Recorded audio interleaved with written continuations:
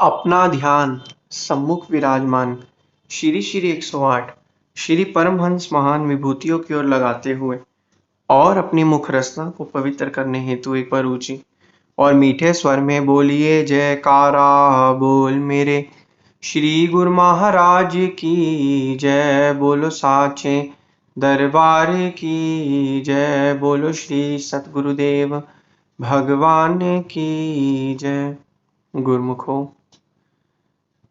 जिंदगी में आज मनुष्य किसी न किसी कार्य में लगा हुआ है। वह एक सबसे जरूरी बात हमेशा भूल जाता है। सबसे जरूरी बात सिर्फ एक मनुष्य ही नहीं, हम जितने भी सभी मनुष्य हैं, हम सबसे जरूरी बात जो हमें याद रखने वाली है वो हमेशा बार बार भूल जाते हैं। याद आने पर कुछ समय याद आती है, फिर हम भूल जाते हैं। तो वो क्या बात है गुरुमुखों? जिंदगी में दो चीजें हैं, एक सांस और एक साथ। जब सांस टूटती है तो इंसान एक बार मरता है, लेकिन जब साथ टूटता है तो इंसान बार बार मरता रहता है। जिंदगी में आम लोग जो हैं कारोबार और धन दौलत ऐशो इश्शत आराम में इतना फंस चुके हैं कि उन्होंने जो सबसे जरूरी बात याद रखने वाली थी, सच्चा सुख और शांति और आनंद, उसे तो उन्होंने याद ही नहीं रखा है। उसे तो उन्होंने वैसे का वैसे ही रहने दिया। तो और फिर बाद में मनुष्य कहता है कि मेरा जीवन जो अशांत है, सुख में है ही नहीं, मैं तो जिंदगी के कार्य ही करता चला जा रहा हूं। आम संसारी लोग जो हैं वो भी जिंदगी के कार्य ही करते जा रहे हैं, करते जा रहे हैं। रोज दिन भर दिन अपना पैसा कमा रहे हैं, रोज अपनी जो दैनिक क्रियाकलाप है वो करते जा रहे हैं। ऐसे करते करते उनकी जो श्वासों की अमूल्य पूंजी है वो नष्ट होती जा रही है और उनका समय भी जो है बहुत ही रफ्तार के साथ बीतता जा रहा है। तो सबसे जरूरी बात क्या है? एक बार की बात है, एक आदमी जो था वह धनवान बनना चाहता था। कम समय में ज्यादा धनवान बन के पैसा कमाना चाहता था। तो उसने क्या किया, जितने भी काम थे वो एक साथ करने स्टार्ट कर दिए। उसका जो टाइम टेबल था, इतना जो था बिजी हो गया शेड्यूल, वो लगातार एक साथ सारे काम करता था ताकि वो कम समय में अमीर बन पाए। ऐसे करते करते एक बार क्या हुआ कि उसको उसकी याददाश्त कमजोर हो गई। कोई भी चीज उसे जल्दी याद नहीं रहती थी। ऐसे में क्या हुआ, एक दिन उसकी बहुत ही तबीयत खराब हो गई, उसके पेट में दर्द हुआ। तो वह उस समय ये बहुत पहले की बात है, उस समय तो डॉक्टर वगैरह नहीं होते थे। वो एक वैद्य के पास गया। वैद्य ने उन्हें कहा कि तुम इतना जो है काम धंधा वगैरह करते हो, धन कमा रहे हो, तुम्हारा ना कोई टाइम है ना कुछ है, तो तुमने अटपटा सा कुछ जो है कुछ भी खा लिया, जो तुमने बिना देखे, तुमने अपनी शरीर के हिसाब से देखा नहीं, कुछ भी खा लिया। समय की अब कमी होने के कारण तुमने अपने शरीर पर ध्यान ही नहीं दिया। तो अब एक काम करो, तुम अब सब चीजों को छोड़कर एक खिचड़ी खाओ। खिचड़ी खाओगे तो तुम्हारा पेट ठीक हो जाएगा, क्योंकि काम के बोझ में तुमने बिना देखे इतना सब कुछ खा लिया तो तुम्हें पता ही नहीं लगा कि क्या सही है क्या गलत है। तुम बस खाते गए, जिससे तुम्हारे पेट में दर्द होने लगा। यह बात सुनकर वह जो आदमी था उसने सोचा ठीक है। तो उसने कहा कि वैद्य जी, मुझे तो भूलने की बीमारी है, तो आपने मुझे कहा खिचड़ी खानी है, मैं फिर भूल गया कि खिचड़ी खानी थी या क्या खानी थी, तो मैं कैसे समझूं इन सभी चीजों को। वैद्य जी ने कहा तुम्हें भूलने की बीमारी है ना, एक काम करो, यहाँ से निकलते समय अपने घर तक जाते जाते खिचड़ी खिचड़ी खिचड़ी बार बार बोलते बोलते जाओ। जब तुम यहाँ से अपने घर तक जाओगे खिचड़ी खिचड़ी बार बार बोलते बोलते, तो तुम्हें हमेशा याद रहेगा कि तुम्हें खिचड़ी खानी है। उसने वैद्य की बात मानी तो वहां से निकला तो खिचड़ी खिचड़ी खिचड़ी बोल खिचड़ी, क्योंकि भुलक्कड़ तो था ही, उसको भूलने की तो याददाश्त खराब हो ही गई थी उसकी। तो उन्होंने कहा था खिचड़ी बोलो, उसने खिचड़ी की जगह यह बार बार जो था बोलता रहा खाचड़ी खाचड़ी खाचड़ी खाचड़ी खाचड़ी खाचड़ी।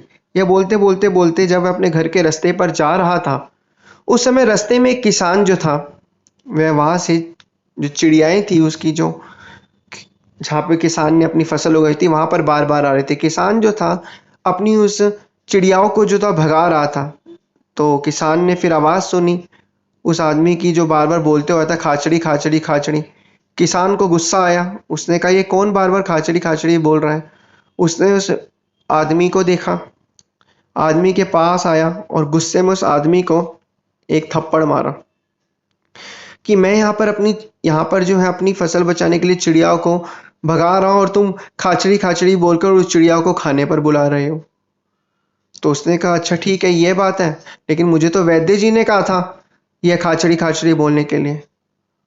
उसने कहा नहीं, अब आप यह बोलो। किसान ने उसको कहा अब आप बोलो उड़ चिड़ी उड़ चढ़ी, चिड़ी उड़ चिड़ी उड़ चिड़ी उड़ चिड़ी उड़ चिली उड़ चली उड़ चली या चिड़ी उड़।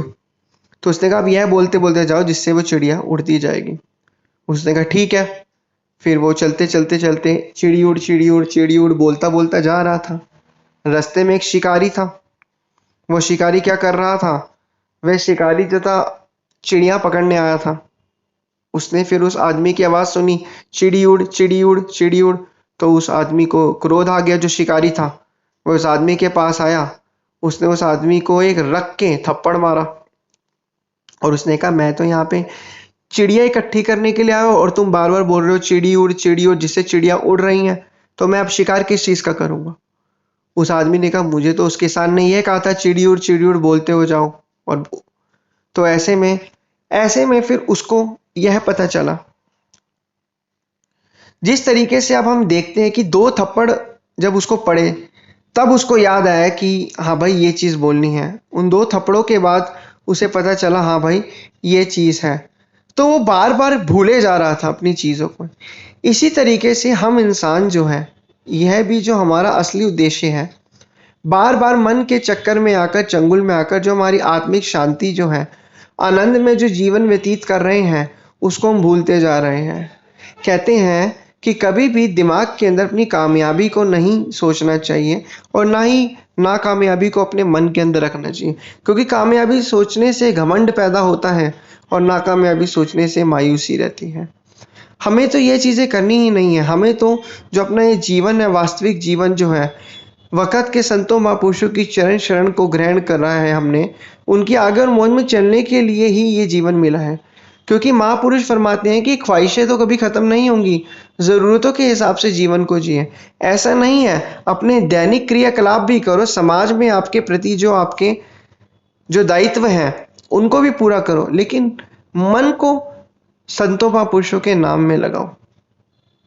क्योंकि अंत में सारी चीज़ें मिलने के बाद सब कुछ हमें यहीं छोड़ के जाना। आप खुद देखिए, ख्वाहिशें तो कभी राजा महाराजाओं की भी पूरी नहीं हुई।